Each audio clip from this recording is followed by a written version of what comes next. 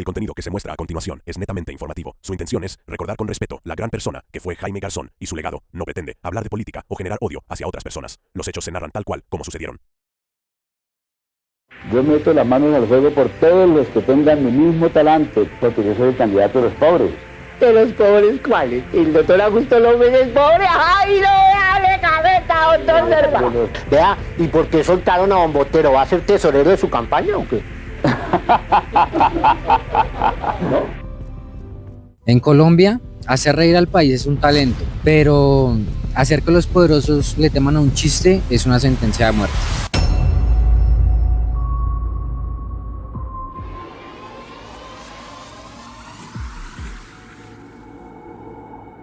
Eran las 5:45 de la mañana del 13 de agosto de 1999, cuando dos hombres en una motocicleta blanca aceleran en un semáforo. En el carro al lado, un hombre ajustaba el dial de la emisora de radio.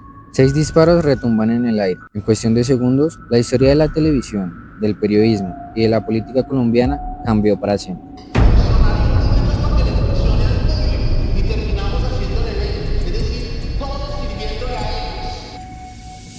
La revisión de las autoridades al sitio donde fue reventado el oleoducto en la vereda Machuca, en Antioquia, dejó en evidencia que la tragedia en la que murieron 48 personas fue producto de un atentado y no de una falla. Los guerrilleros que se tomaron el Palacio de Justicia tenían provisiones, ropa, comida, drogas suficientes para pasar varias semanas dentro del edificio. Los guerrilleros entraron a las oficinas del primer piso y ordenaron a sus ocupantes tirarse al piso. A las 7:50, cuando la concejala Aida Bella se dirigía a la altura de la calle 142, un hombre que iba en la parte trasera de la camioneta Mazda que seguía a la concejal empezó a disparar el robo. Para entender por qué mataron a Jaime Garzón es importante entender la Colombia de los 90. Para nadie es un secreto que era un país al borde del colapso, sofocado por la violencia del narcotráfico y por la guerra entre las FARC y el paramilitarismo. Pero entre todo este miedo generalizado apareció un personaje que nadie vio venir. ¡Ay, no importa, doctora! Así ya rapidito. Y le preparé su cóctel, mijita, se llama Manhattan, mire. Se le echó un poquito de ginebra, como para no salirse del protocolo, mijita, sí. Y se le echó un poquito de Cinzano, juicio, que sirve como para hacerse el loco, mijita. Y luego se debate así fuertemente como si uno fuera el doctor Serpa. Y luego se sirve así, mijita, con mucha delicadeza. Uy, sopas. ¿Serán los militares, los paramilitares, las autodefensas, los periodistas, las autodefensas campesinas o quién será? Dios bendito. Uy, señores periodistas, buenas noches. ¿Cómo dice? El doctor Álvaro Uribe Vélez, gobernador de Antioquia. No, él salió, sí, a conseguir más armas. No, es que sí. Bueno, que esté muy bien, señorita periodista, y saludos por allá. Uy, no. Este doctor Álvaro Uribe Vélez ya no sabe si la guerra es para civiles o para militares. ¿Será que sin armas no se puede convivir en este país? Garzón no solo era comediante, era abogado, politólogo y exalcalde local de Sumapaz. Comprendía las entrañas del poder porque lo había estudiado. A través de la sátira hizo lo que nadie más se atrevía a hacer: sentar a los políticos en la televisión nacional y obligarlos a escuchar lo que el pueblo callaba. Si ustedes los jóvenes no asumen la dirección de su propio país, nadie va a venir a salvárselo, nadie. Jaime Hernando Garzón Forero nace el día 24 de octubre de 1960 aquí, en la ciudad de Bogotá, hijo de Félix María Garzón y Ana Daisy Forero, tercero de 4 hermanos. Su padre era propietario de una escuela de tabulación y procesamiento de datos aquí en Bogotá, quien lamentablemente fallece el día 23 de septiembre de 1968, cuando Jaime apenas tenía 7 años de edad. En el caso de su madre, no se hace una fecha oficial exacta de fallecimiento, pero se sabe que su salud física y mental se vio seriamente afectada luego del asesinato de su hijo. Estudió en el Colegio Sócrates para varones, en un colegio cooperativo de Cedritos y en el Seminario Menor de Bogotá, donde cursó hasta 7º de bachillerato. Luego entró a la Escuela Normal Superior de Nuestra Señora de la Paz, donde fue expulsado a mitad del grado 11 de bachillerato debido a una fuerte discusión con una profesora. Esto por defender los derechos de los estudiantes. Finalmente se graduó en la Escuela Normal de la Universidad Libre el 4 de diciembre de 1977. Dentro de sus búsquedas comenzó varias carreras, pero finalmente terminó su carrera de Derecho en la Universidad Nacional, con un grado póstumo que fue recibido por su hermana Marisol Garzón, ya que Jaime no pudo hacerlo en vida debido a sus múltiples ocupaciones y diferencias con las directivas. Trabajó como docente en colegios públicos y privados, se desempeñó como abogado y fue alcalde menor de Sumapaz a finales de los años 80 e incursionó en la televisión en el año 1987 en el Noticiero de las 7. Creó y condujo programas icónicos de parodia y crítica social como Sociedad entre 1990 y 1993, Quack el Noticiero entre 1995 y 1997 y finalmente en ese mismo año creó uno de sus más queridos personajes, Heriberto de la Calle. Personajes que pasaron por varios noticieros, entre otros no menos importantes como Dioselina Tibaná, Godofredo Cínico y Néstor Elí. Fue un excelente pedagogo que se valió del humor para crear conciencia en los colombianos. Además, trabajó como asesor con la presidencia en el mandato del entonces presidente César Gaviria y apoyó el trabajo del zar antisecuestros de la gobernación de Cundinamarca para mediar por los secuestrados a cargo de las FARC. Y como un dato adicional, Jaime nunca se casó ni tuvo hijos. A partir de aquí se ponen un poco mal las cosas. Pues detrás de todo esto, Jaime cometió un grave error a los ojos del poder. Ya no estaba solo en los sets de grabación, sino que cruzó la pantalla. Ahora se había convertido en mediador de paz.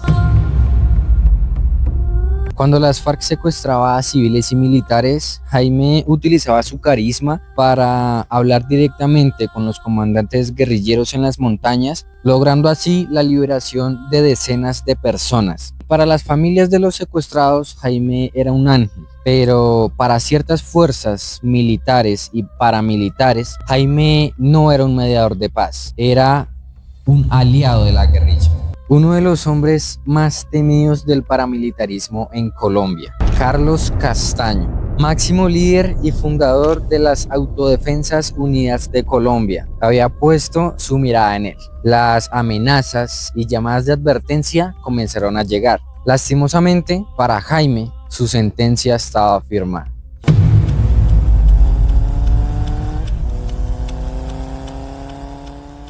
Llegamos al día que el país quisiera olvidar, aquel 13 de agosto de 1999. Jaime ya sabía que su vida corría peligro. De hecho, esa misma mañana planeaba una reunión con Carlos Castaño para intentar frenar la orden de su asesinato.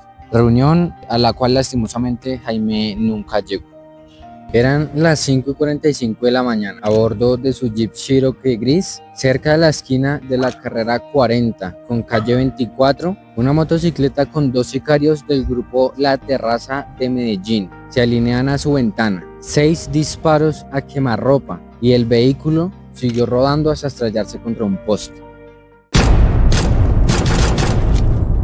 2 sicarios silenciaron la risa y amordazaron la palabra. Jaime Garzón fue asesinado esta mañana. Hoy no podemos decir buenas tardes. Nuestro amigo y colega Jaime Garzón fue vilmente asesinado esta madrugada cerca del recinto de Corferias en Bogotá. Jaime se murió sin saber cuánto lo quería Colombia.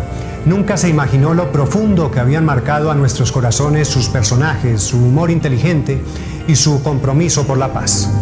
Hoy enterramos a Jaime, pero qué fracaso el de sus asesinos. Mataron a un hombre y crearon un mito. Con el asesinato de Garzón silenciaron la risa y amordazaron la palabra, acribillaron la genialidad y la inteligencia.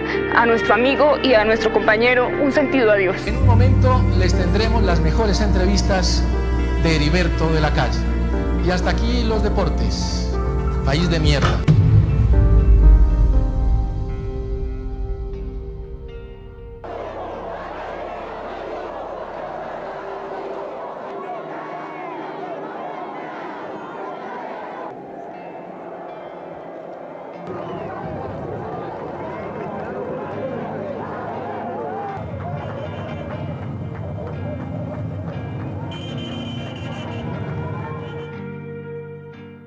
Lo que ocurrió después del crimen fue casi tan oscuro como el asesinato mismo. La investigación judicial ha sido una de las más complejas y cuestionadas en la historia reciente de Colombia. Durante años, esta investigación estuvo plagada de desvíos, testigos falsos puestos por el DAS y pruebas desaparecidas. Tras el homicidio, el caso quedó en manos de la Fiscalía General de la Nación, caso que durante los primeros 11 años, es decir, desde el 99 hasta el 2011, estuvo completamente congelado. En esta primera etapa se llevó a cabo una estrategia sistemática de encubrimiento. El DAS, Departamento Administrativo de Seguridad, fabricó pruebas falsas, desvió pistas hacia la delincuencia común y entorpeció las investigaciones con el fin de proteger a los altos mandos militares y políticos aliados con el paramilitarismo que habían ordenado este crimen.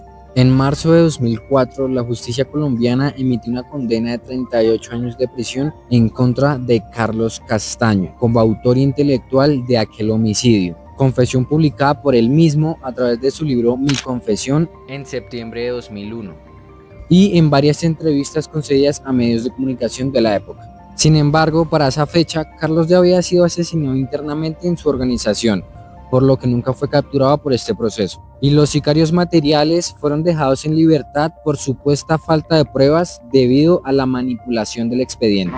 Ni un solo día de cárcel de los 38 años a los que fue condenado pagó el desaparecido jefe paramilitar Carlos Castaño por la muerte de Jaime Garzón ocurrida hoy hace 12 años. Ya la guerra en sí dejó de ser un conflicto y se convirtió en un negocio.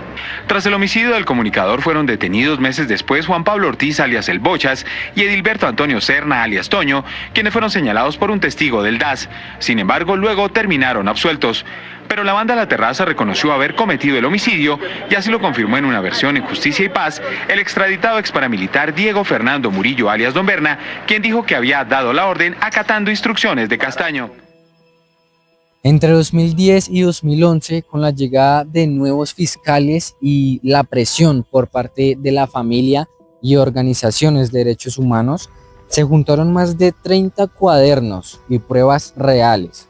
El 30 de junio de 2010, la Procuraduría General de la Nación inculpó formalmente a José Miguel Narváez, ex subdirector del DAS y confabulador con los paramilitares, como el autor intelectual del homicidio de Jaime, señalándolo de ser uno de los, entre comillas, filósofos del crimen, que incitó a Castaño bajo la falsa afirmación de que Jaime era un auxiliador de la guerrilla.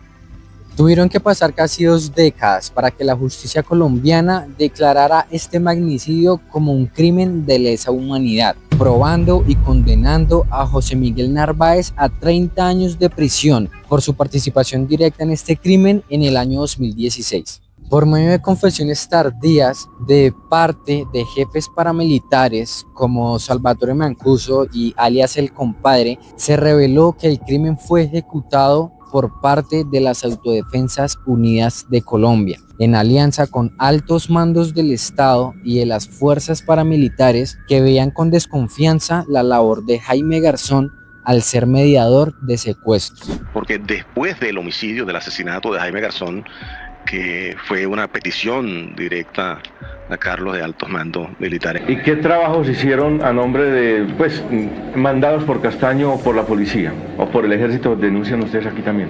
La muerte de Jaime Garzón.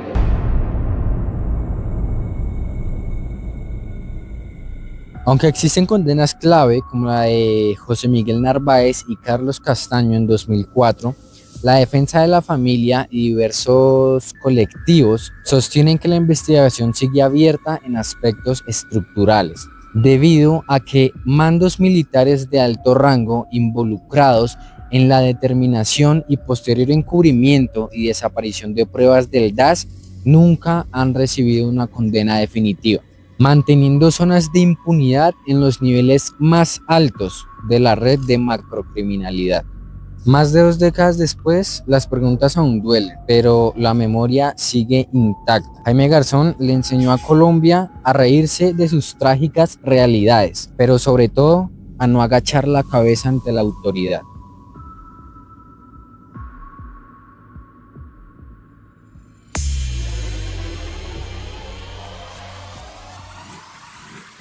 Nos encontramos aquí en el cementerio Jardines de la Paz, situado al norte de Bogotá, lugar donde se encuentra sepultado el cuerpo de Jaime Garzón. Claramente esto lo hacemos con mucho respeto hacia él. Nos encontramos en este momento aquí en su tumba.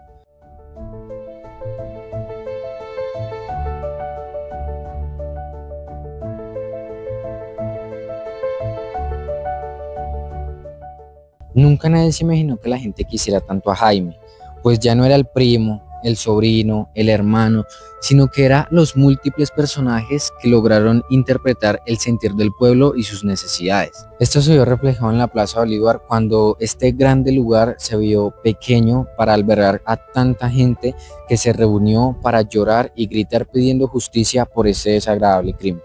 Fue sobrecogedor ver a Bogotá con ríos de gente que lo acompañaron en su procesión de despedida que sus asesinos nunca imaginaron que fuese a ocurrir de esa manera.